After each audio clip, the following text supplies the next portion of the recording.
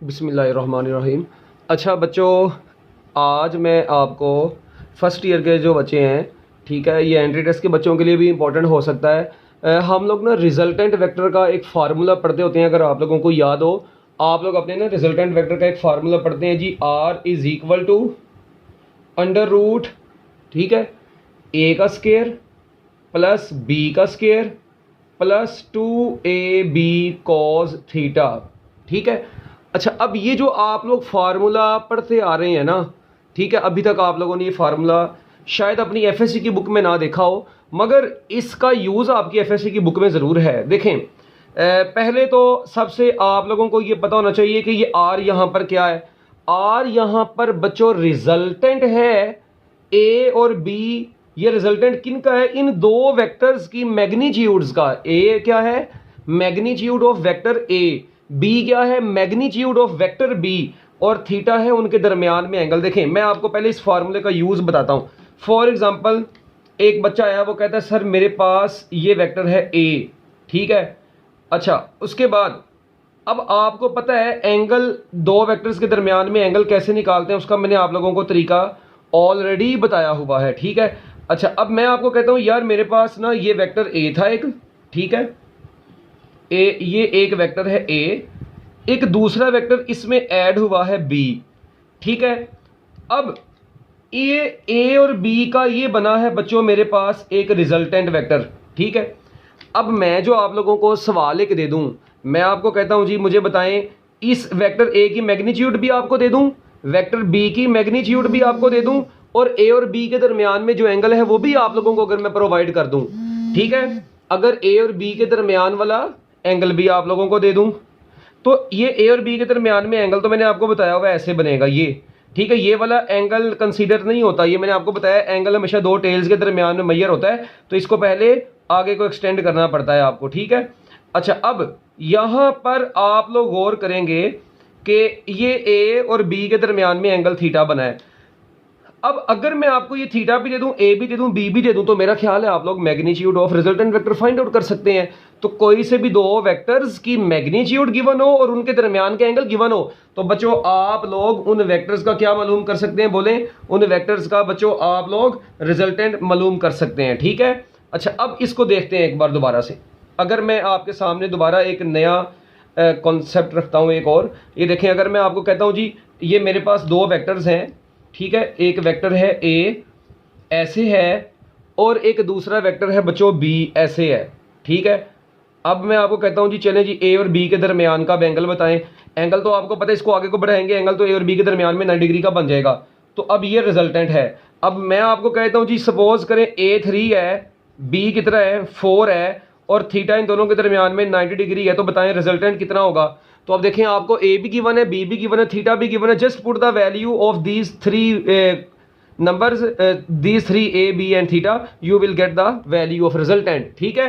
तो जब भी आप लोगों को दो वेक्टर्स की मैग्नीट्यूड और साथ में उनके दरमियान में एंगल गिवन हो, तो आप लोग ये रिजल्टेंट का फार्मूला लिखेंगे, डिराइव यूज करेंगे। चले मैं इसके लिए लिख देता हूं दो लाइनें।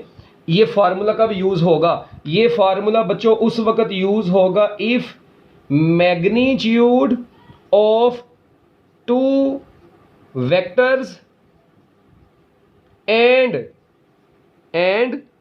angle between vectors is given, ठीक है। जब दो वेक्टर्स की मैग्नीट्यूड्स गिवन होंगी और बच्चों साथ में क्या गिवन होगा, उनके दरमियान का एंगल गिवन होगा, तो आप लोग ये वाला फार्मूला यूज करते हैं। या इसके अलावा बच्चों मैं इसको ऐसे भी लिख सकता हूं, if R A and B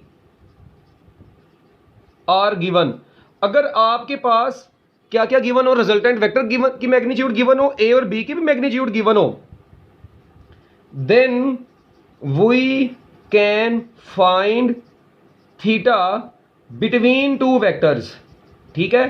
तब भी हम लोग इन दो वेक्टर्स के दरमियान में थीटा को मालूम कर सकते हैं। अगर आपको ए देखें, अगर आर ए बी थीटा, चार चीजें हैं टोटल, इसमें कितनी चीजें हैं? आर ए बी थीटा, ये चार चीजें हैं।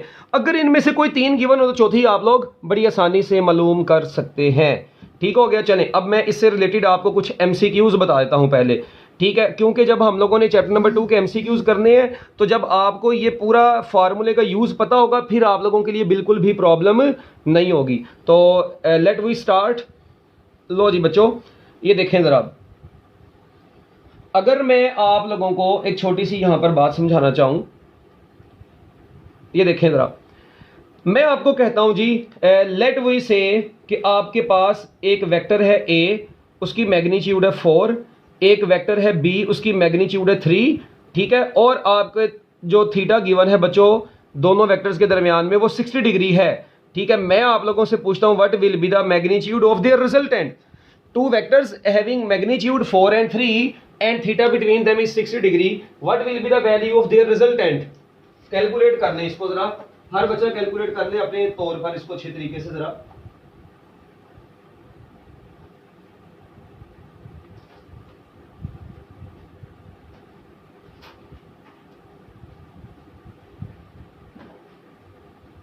हाँ जी, अब देखें भाई इसको हम लोगों ने कैसे करना है। अब अक्सर बच्चे तो बड़े परेशान होते हैं, भाई यहाँ पर परेशानी का तो कोई आलम है ही नहीं था। ये देखें रिजल्टेंट आपने मालूम करना है, ठीक है। अच्छा जी, अब ए कितना है 4 का स्केयर, बी कितना है 3 का स्केयर, और साथ में आ गया 2 × 4 × 3 cos 60 डिग्री, ठीक है, ये अंडर रूट ऐसे। अब देखें आपको पता है इसका जो स्केयर होता है 4 का स्केयर वो 16 होता है, 3 का स्केयर 9 होता है, और ये कितना होता है 24 और cos 60 डिग्री। हाँ जी, अब मुझे बताएं इसको कैलकुलेट करें। नेक्स्ट cos 60 डिग्री बच्चों कितना होता है, थोड़ा सा इसको पहले आप लोग ऐसे भी कर लें कि cos 60 डिग्री बच्चों जो होता है वो 1/2 होता है, क्योंकि sin 30 1/2 होता है ना, तो जबकि cos 30 √3/2 होता है, तो cos 60 1/2 होता है।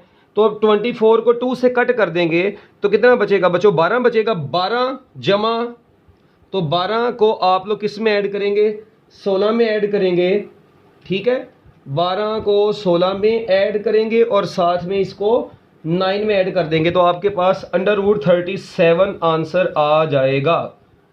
इसको नोट कर लें ज़रा जल्दी जल्दी, फिर मैंने इसको इरेज कर देना है। देख लें ज़रा इसको, शाबाश।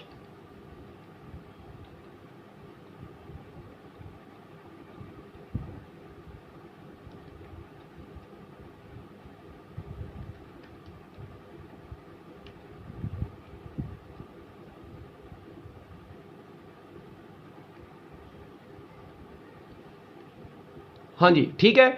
अब एक बात और सुने, इस वक्त अगर मैं आपको कहता हूं जी बच्चों ए 4 मीटर होता है, अगर जो यूनिट आपको दिए होने थे वही यूनिट जाहिर बात है बच्चों किसके आ जाने थे, रिजल्टेंट वेक्टर के आ जाने थे, ठीक है।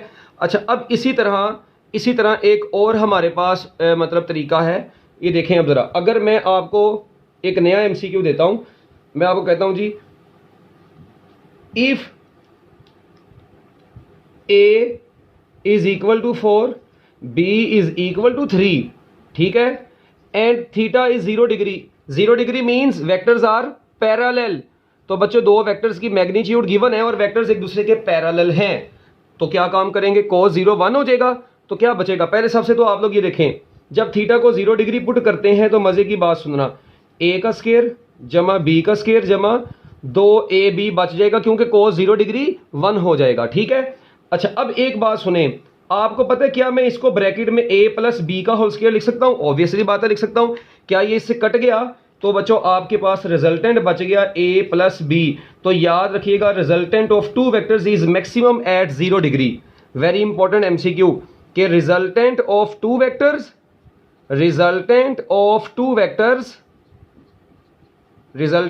Vectors is maximum when vectors are parallel to each other. बच्चों जब वेक्टर्स एक दूसरे के पैरेलल होंगे तो उनका रिजल्टेंट मैक्सिमम होगा, और ये कितना आएगा, इधर मैं 4 लिख दूंगा इधर मैं 3 लिख दूंगा, तो आंसर कितना आ जाएगा बच्चों 7 आ जाएगा।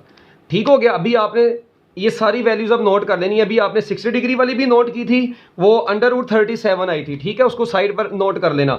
और ये 7 आ गई है, वो √37 को जब आप लोग सोल्व करते हैं वो 6 पॉइंट समथिंग आंसर आता है, और ये 7 आ गया है। इट मीन्स थीटा यहाँ पर 0 डिग्री है, तो आंसर कितना आया है 7 आ गया। अच्छा, अब अगर मैं आपको इसी सवाल में बच्चों, यही सवाल है, ठीक है, थीटा को मैं 180 डिग्री अगर कर दूं, ठीक है। अगर थीटा को 180 डिग्री कर दूंगा तो कोस 180 डिग्री -1 होता है, तो यहां पर बच्चों माइनस आ जाएगा और माइनस की साइन की वजह से ये a माइनस बी का होल स्क्वायर बन जाएगा। जब ये a माइनस बी का होल स्क्वायर बन जाएगा, स्क्वायर अंडर रूट से कैंसिल हो गया, a माइनस बी बच गया। So resultant of two vectors is minimum. अब ये क्या बन गया, resultant of two vectors is minimum when vectors are anti parallel. ठीक है, इसको प्यार से बोल रहा हूं, वैसे एंटी पैरेलल। ठीक है, जब वेक्टर्स एंटी पैरेलल होंगे तो अब देखिए यहां पर 4-3 आ जाएगा और 4-3 का मतलब है कि 1। इट मींस रिजल्टेंट मैक्सिमम था जब पैरेलल थे, मिनिमम आया जब एंटी पैरेलल। इट मींस इसका मैक्सिमम आंसर 7 आया था, मिनिमम 1 आया था।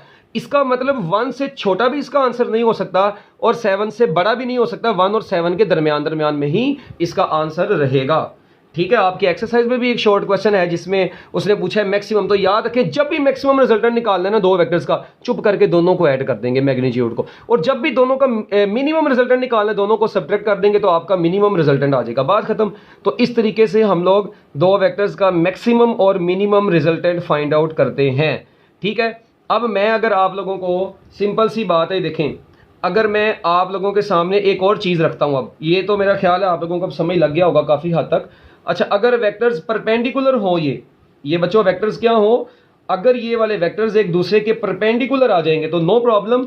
देखें, जब ये परपेंडिकुलर होंगे ना तो r इज इक्वल टू, हाँ जी, a कितना था 4 था, और बच्चों b कितना था 3 था, और 2a कितना है हमारे पास 4, b कितना है 3, cos 90 डिग्री आ गया। अब मुझे एक छोटी सी बात बताएं, आपको पता है cos 90 डिग्री तो 0 होता है, तो उस 0 की वजह से बच्चों ये वाला पूरा फैक्टर 0 हो जाएगा और आपके पास सिर्फ और सिर्फ क्या बच जाएगा, 4 का स्क्वायर 16, 3 का स्क्वायर 9 और जमा 0। तो बच्चों 9 जमा 16 कितना होता है, 25 होता है, और 25 का अंडर रूट कितना होता है, 5 होता है।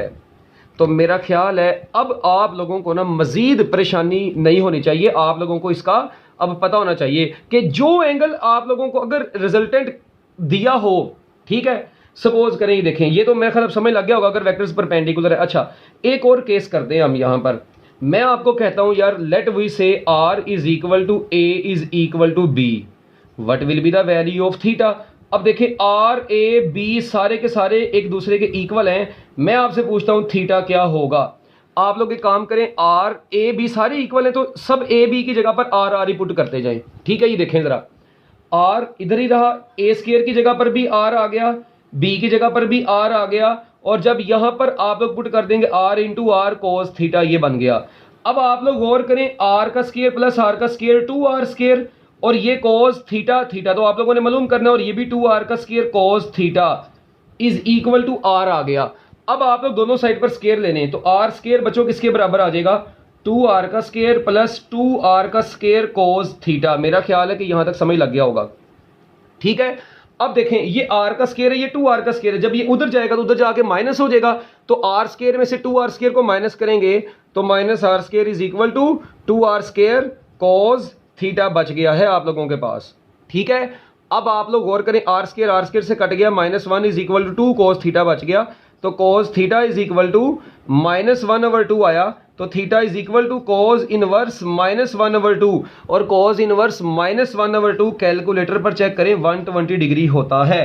तो बच्चों एक और MCQ आप लोगों के सामने अब आ गया है कि at theta is equal to 120 degree the resultant of two vectors is equal to the magnitude of the individual vectors. देखें, जो वेक्टर ए बी की मैग्नीट्यूड है वही रिजल्टेंट की वेक्टर की मैग्नीट्यूड आ गई। इट मींस उनके दरमियान में एंगल कितना होगा, 120 डिग्री। और आपकी टेक्स्ट बुक में बच्चों ये एग्जाम्पल नंबर 2.3 भी है।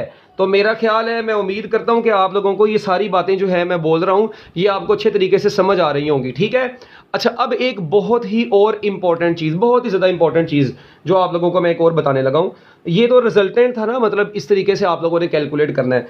अब एक और, इस सारे फार्मूले का हम लोग ओवरऑल निचोड़ निकालते हैं। ठीक है, देखें, और ज़रूरी नहीं है यहाँ पर ए बी ही हो, यहाँ पर F1 F2 भी हो सकता है। ठीक है, PQ भी हो सकता है, वट एवर द नेम, ठीक है, यू वांट टू गिव, वो आप लोग दे सकते हैं यहाँ पर।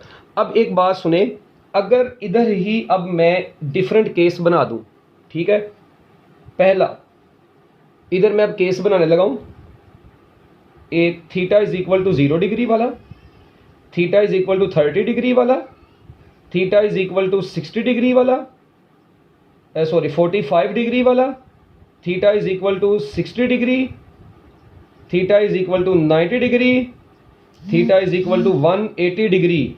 ठीक हो गया।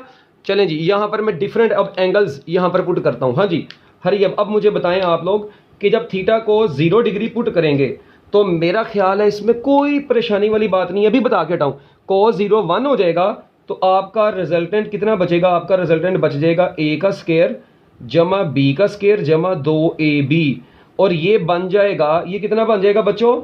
ये बन जाएगा a जमा b का होल स्क्वायर और r is equal to a plus b आप लोगों को हासिल हो जाएगा। ठीक हो गया। ये थी एक बिल्कुल बेसिक सी चीज़। अच्छा, अब इसको कर दें हम लोग पैक और शापर हम लोग कर लेंगे बच्चों डबल। ठीक है। अच्छा, अब रिजल्टेंट अगर थीटा दो वेक्टर्स के दरमियान में 30 डिग्री हुआ तो बच्चों a square plus b square plus 2ab cos 30 degree.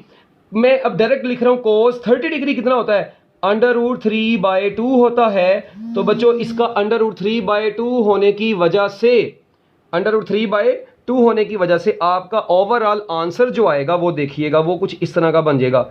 आपका आंसर ये बचेगा a का स्क्वायर जमा b का स्क्वायर जमा √3ab। लो जी, ये आपका रिजल्टेंट आ गया है जब दो वेक्टर्स के दरमियान में एंगल कितना होता है बच्चों? 30 डिग्री होता है। अच्छा, सिमिलरली अब रिजल्टेंट आप लोगों ने निकालना है 45 डिग्री पर a का स्क्वायर जमा b का स्क्वायर, ठीक है, जमा 2ab। अब cos 45 डिग्री 1/√2 होता है। तो बच्चों आपका फाइनल आंसर, आपको पता है 2 को, ये जो 2 होता है ना, इसको मैं √2 लिख सकता हूँ। एक √2 से कट जाएगा और सिर्फ एक बचेगा आपके पास, और वो भी क्या बच जाएगा बच्चों? वो बच गया आपके पास a का स्क्वायर जमा b का स्क्वायर जमा ab√2 या √2ab। ठीक हो गया। तो बच्चों लो जी, ये भी हमारा ख़त्म हो गया।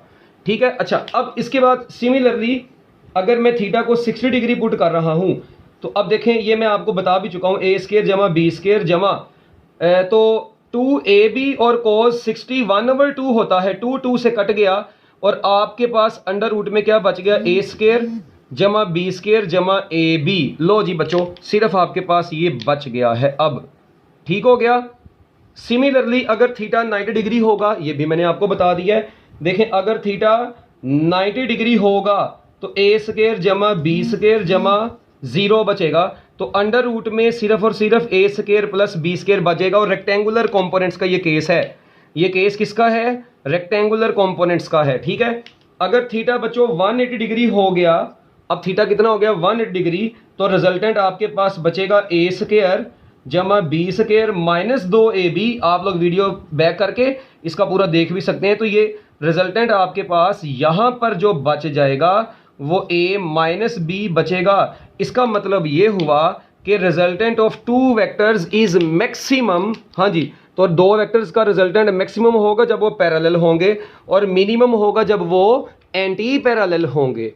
ठीक हो गया। और एक चीज़ और बड़ी इंटरेस्टिंग जो आप लोग यहाँ पर नोट कर सकते हैं, जैसे जैसे थीटा इंक्रीज करता जा रहा है, आप लोग देखें थीटा इंक्रीज करता जा रहा है, रिजल्टेंट बच्चों मैक्सिमम से क्या होता जा रहा है? मिनिमम होता जा रहा है। इसका मतलब है रिजल्टेंट डिक्रीज करता जा रहा है। थीटा जैसे जैसे बढ़ता जा रहा है, रिजल्टेंट डिक्रीज करता जा रहा है। So by increasing the angle between two vectors, the magnitude of their resultant decreases। तो बच्चों मैं उम्मीद करता हूं कि आप लोगों को अब ये 100% ये फार्मूले का ना चक्कर समझ में आ गया होगा। ठीक है। तो बहुत सारी दुआएं आप लोगों के साथ बच्चों। ठीक है, खुश रहें, अल्लाह ताला आपको खुश रखे। बेस्ट ऑफ लक, अल्लाह हाफिज़।